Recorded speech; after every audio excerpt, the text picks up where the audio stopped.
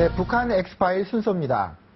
흔히 안보는 공기와 같다고 말하죠. 평소에는 중요성을 잘 모르지만 공기가 없으면 바로 죽을 수밖에 없습니다. 안보를 지키는 데는 전략과 전술이 필요한데요. 구체적으로 어떤 것들을 우리가 추구해야 될죠. 6.25 전쟁 종전 59주년을 맞아 이 문제에 대해서 전문가와 함께 이야기 나눠보겠습니다. 이 자리에는 예비역 육군 소장이신 하정열 북한대학원대학교 교수님 나와 계십니다. 교수님 안녕하십니까? 예, 안녕하십니까?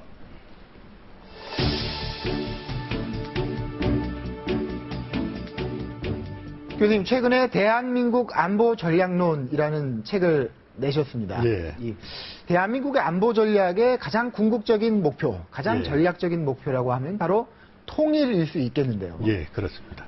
우리가 바람직한 통일이라고 생각하는 것을 추구하는 과정에 예. 지금 어떤 일들이 일어나고 있습니까? 예. 그러니까 이제 통일, 막연한 이 이야기보다는 어떻게 보면 우리 안보 전략의 목표는 평화 통일된 인류 국가 건설이다. 이렇게 이제 볼 수 있겠어요. 이제 그러려면 이제 우리가 우선 번영 발전하는 것을 유지하면서 어떻게 하면 평화 통일을 할 수 있느냐 하는 것을 이제 고민해야 되죠. 그런데 현재 이 평화 통일의 여건이 성숙되어 있느냐 하는 면에서 봤을 때는 여러 가지로 많이 후퇴되어 있다. 이렇게 볼 수 있겠고요. 후퇴된 시점을 어떻게 보느냐 하는 것은 우리가 화해협력 정책을 적극적으로 추진했던 그 시점에 비해서 지금은 좀 후퇴되어 있다. 이렇게 볼 수 있겠습니다. 네. 대북 화해협력 정책이 10년 동안 진행됐고요. 예, 지금 예. 이명박 정부의 원칙 있는 대북 정책이 예. 5년 예. 진행되고 있는데 그러면 한 15년 전으로 거슬러 올라갔다 이렇게 평가하시는 거예요? 반드시 시점을 가지고 평가할 건 아니고요. 통일의 촉진 요인과 제한 요인이 있거든요. 근데 지금 현재 시점에서는 제한 요인이 촉진 요인을 넘어서서 더 강하게 작용하고 있다. 이렇게 볼 수 있겠습니다. 그리고 이제 통일을 하려면은 이와 같은 제한 요인을 최소화시키고 가능하면 이 촉진 요인을 극대화시켜야 되거든요.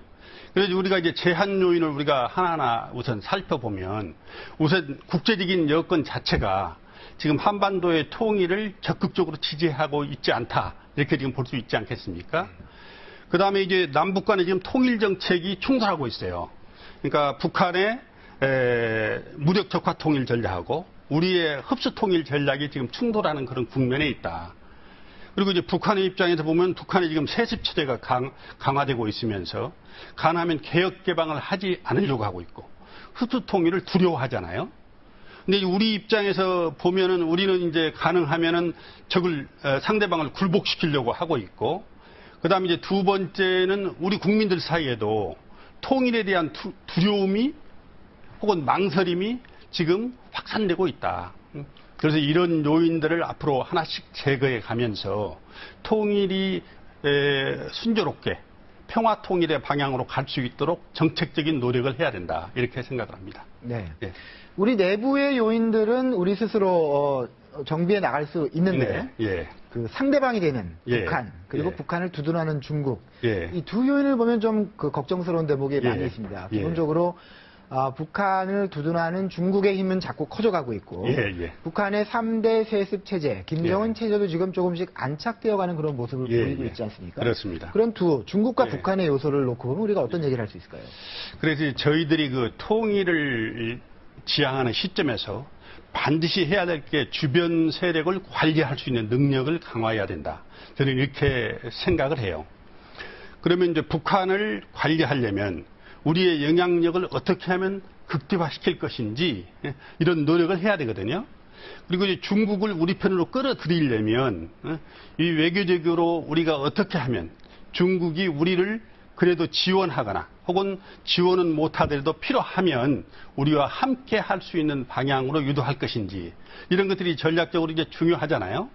그래서 이제 북한의 변화를 어떻게 이끌어 나갈 것이냐 하는 걸 두고 이제 과거에는 그것이 햇볕 정책이라는 이름으로 나왔었어요. 그렇죠? 근데 지금은 이제 비핵 개방 3천으로 해서 핵을 포기하면 너희가 국민소득 3,000달러에 달성할 수 있도록 획기적인 지원을 하겠다 하는 이제 구호를 가지고 접근했잖아요. 그런데 이제 과거는 비핵 개방 3천 이전의 단계에서는 단계적인 접근을 저희들이 시도를 했어요. 또 기능적인 접근을 시도해서 다방면의 접근이 가능하도록 됐기 때문에 어느 정도의 성과가 있었다.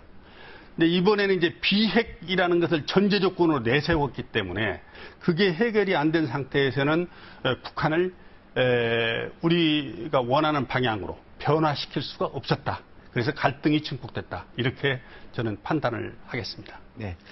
북한이 1차 핵실험을 한 게 2006년이었는데요. 예. 그리고 2009년에 2차 핵실험을 했죠. 예.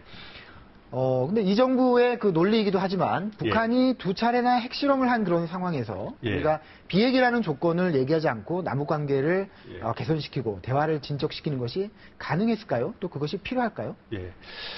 그래서 이제 비핵이라는 문제는 우리 국가의 능력 가지고 해결할 수 없는 거거든요. 그래서 지금 국제적인 컨소시엄이 형성이 되고 육자회담의 틀이 지금 마련되어 있잖아요. 그 육자회담의 틀 가지고도 지금 해결하기 어려운 문제고 미국의 능력 가지고도 해결하기 지금 어려운 문제인데 그걸 우리가 해결하겠다고 해서 비핵 이걸 내세우고 이걸 전제 조건으로 가져가다 보니까 다른 사항들이 해결되기가 어려웠다. 이렇게 볼 수 있고요. 우선 핵 확산을 방지해야 되겠다는 쪽으로 지금 미국이 지금 선회하고 있잖아요.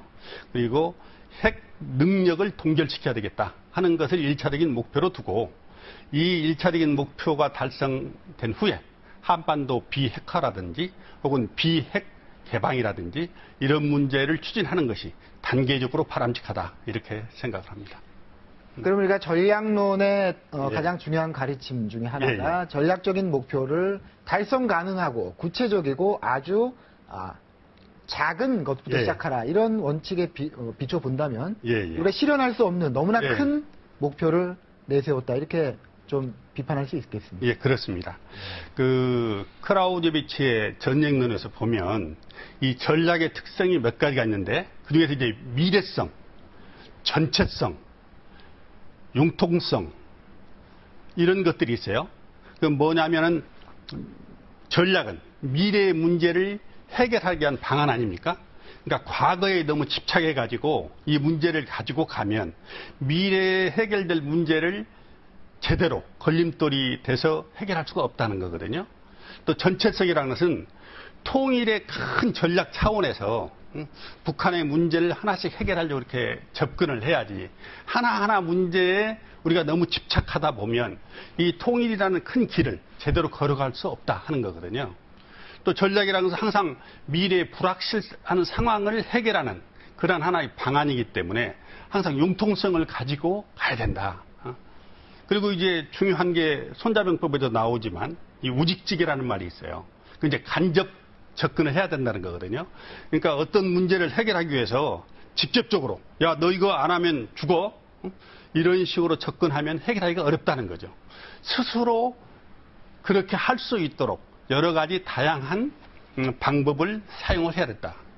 그러기 위해서는 이제 우리가 가지고 있는 강력한 힘, 경제력을 사용할 수도 있고 정치적인 능력을 사용할 수도 있고 외교력을 통해서 중국을 압박해서 북한을 설득할 수도 있고 그런 거 아니겠습니까? 그래서 그러한 다양한 방법들을 우리가 효과적으로 활용을 할 때 평화 통일의 길은 열릴 수 있다. 저는 이렇게 봅니다. 네. 장군님 뭐 그렇지만 어쨌든 간에 그 국제사회가 북한에 대해서 바라는 것 핵을 포기하고 개혁과 개방을 하고 정상적인 국가로 탈바꿈해서 같이 잘 살자. 이런 국제사회의 희망을 북한에 알려주는 그런 좋은 그 기간이 되지 않았습니까? 그렇습니다. 이번에 현 정부의 통일 정책 및 전략이 북한에도 좋은 교훈이 됐다고 이렇게 생각을 합니다. 첫 번째는 신뢰가 중요하다. 그러니까 신뢰를 우리만 지키는 게 아니라 북한 쪽에서도 신뢰를 지키고 약속을 지켜야 남북관계가 평화롭고 바람직한 방향으로 갈 수 있다는 것을 깨달은 좋은 계기가 됐다. 이렇게 우선 보고 있고요. 두 번째는 상호 간에 합의된 약속은 상호 간에 지켜야만이 상호 발전적인 방향으로 관계가 진전될 수 있다 하는 것을 이번에 깨달을 수 있었다. 이렇게 보고 있습니다. 그리고 북쪽에서 엄격하게 잘못한 분야가 많을 때는 남쪽으로부터 얻을 게 없다 하는 것도 이번에 깨달은 좋은 교훈이라고 이렇게 생각을 합니다. 네. 예. 어쨌든 북한도 예. 뭐 느낀 게 많이 있었을 거고요. 예. 향후 북한의 변화에 참고가 되겠죠. 예, 그래서 이런 것들이 다음 우리 정책을 추진하는데 도움이 되리라고 이렇게 판단을 합니다. 네. 예. 이명박 정부가 그 출범 초기에 상호주의를 표방을 했었죠. 그렇습니다. 원칙이 있지만 예. 유연성도 발휘해서 예, 예. 우리가 북한에 줄 건 주고 예. 북한으로부터 받을 건 받겠다. 예, 이런 예. 상호주의를 표방했는데 예, 예. 결국은 잘 안 되지 않았습니까? 이건 예. 뭐 이 정부도 시인할 수밖에 없는 예. 건데요. 상호주의로 박사학위 논문을 쓰신 거로 제가 예, 그렇습니다. 알고 있습니다. 예. 남북 간의 상호주의, 특히 예. 이명박 정부에 예. 왜 잘 안 됐을까요? 예. 현 정부가 상호주의에 대한 이해를 조금 잘못했던 것 같습니다. 그러니까 상호주의에는 엄격성만 있는 게 아니고 포괄성과 신축성이 있거든요. 그래서 이제 국제학문적으로 상호주의를 엄격한 상호주의와 포괄적인 상호주의 이렇게 두 가지로 나눠서 생각을 합니다. 근데 현 정부는 정책을 수립하고 추진하는 과정에서 이 엄격한 상호주의만을 고집을 했어요. 그래서 예를 들면 군사적인 분야, 안보에 관한 것은 엄격하게 해야 됩니다. 그러나 인도적인 지원, 사회문화 교류 이것은 좀 포괄적으로 해야 되거든요. 가진 자가 조금 더 주어야 됩니다. 또 북한 주민들이 배고픈서 아사를 하는 사람이 증가되면 그런 것들을 최소한 돕는 것은 우리의 의무죠. 어떻게 보면. 그러니까 북한 정권과 주민을 분리해서 대응을 하는 그런 지혜가 있어야 되죠. 또 이제 경제적인 접근을 할 때는 상호 간에 상생하는 접근을 해야 되거든요. 이걸 이제 제가 신축적 상호주의다 해서 이제 논리적으로 하나를 발전을 시켰는데 이와 같이 엄격한 분야에 적용할 것은 엄격하게 하고 좀 포괄적으로 할 것들은 포괄적으로 하고 필요해서 상생을 하고 윈윈 해야 될 분야는 신축적으로 접근을 했으면 이 상호주의 전략이 제대로 평화 통일에 기여하는 전략으로 남북관계의 화해 협력에 기여하는 전략으로 적용될 수 있었다. 저는 이렇게 봅니다. 그러나 너무 엄격성만을 강조하다 보니까 그런 것들이 성공하지 못했다. 이렇게 분석을 하고 싶습니다. 네. 예. 뭐 장군님 지금까지 말씀하시는 중에 맨 마지막 제가 드리려고 했던 질문에 대한 답이 이미 나왔습니다만 예, 예. 우리가 전략의 원칙 예. 그리고 상호주의라는 하나의 전술적인 방법을 예. 다음 정부가 더 잘 활용해서 평화 예, 통일이라는 목적을 예. 달성하는 데 활용하려면 예. 어떻게 해야 될까요? 교훈 한마디만 짧게 해주시죠. 예. 다음 정부는 우리의 헌법상에 나와 있는 통일 정책을 추진을 하고 그다음에 우리 국민이 합의한 통일 방안이 있어요. 그 민족 공동체 통일 방안 아닙니까? 이 민족 공동체 통일 방안의 정신을 이어받아서 평화 통일 정책을 추진해야 된다. 이렇게 보거든요. 우리 헌법 4조에는 대한민국은 자유민주적 기본 질서에 의한 통일 정책을 수립하고 이를 추진한다. 이렇게 돼 있어요. 그러니까 우리 자유민주적 기본 질서를 어떻게 하면 더 발전적으로 가져가면서 평화 통일을 이룰 것인가 하는 것을 꾸준히 이제 생각을 해야 되지 않습니까? 거기다가 이제 우리 민족 공동체 통일 방안은 사실은 3단계 통일 방안이거든요. 그러니까 화해 협력을 하고 이게 이제 남북 연합 단계로 가서 이게 평화 통일로 가자 하는 이제 그런 3단계 통일 방안이잖아요.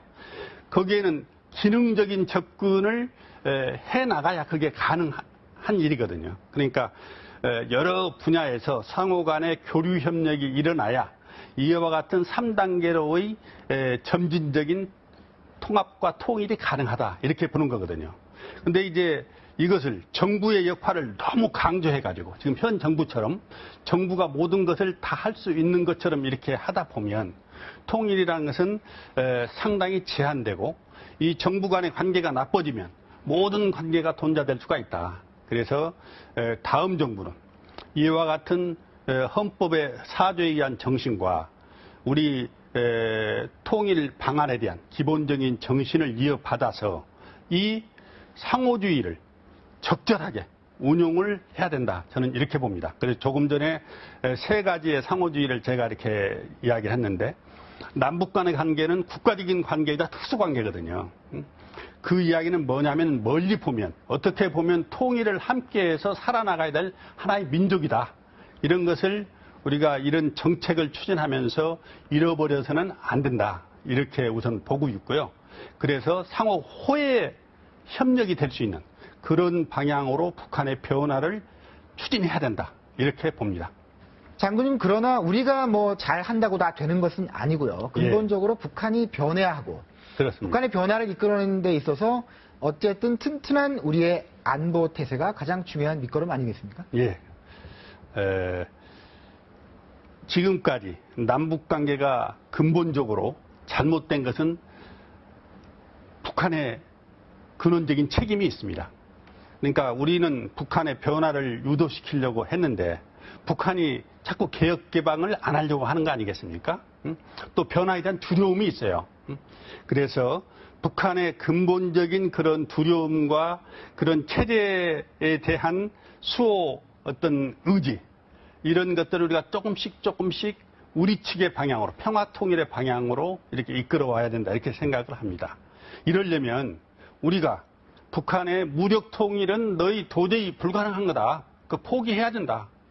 우리의 국력이 이만큼 우세하고 우리의 군사력이 튼튼한 안보 태세를 뒷받침하고 있다 하는 것을 북한이 인식하는 것이 가장 중요한 요소라고 이렇게 생각을 합니다. 네, 알겠습니다. 어쨌든 평화 통일이라는 목적을 향해서 다양한 수단을 우리가 골고루 활용을 해야 되겠고요. 정부와 민간의 역할 분담, 그리고 원칙과 유연성에 관한 그 합리적인 배분의 문제, 이런 것들을 차기 정부가 더 고민하고 좋은 정책을 마련해야 되겠습니다. 오늘 장군님, 좋은 말씀 대단히 감사합니다. 네, 감사합니다.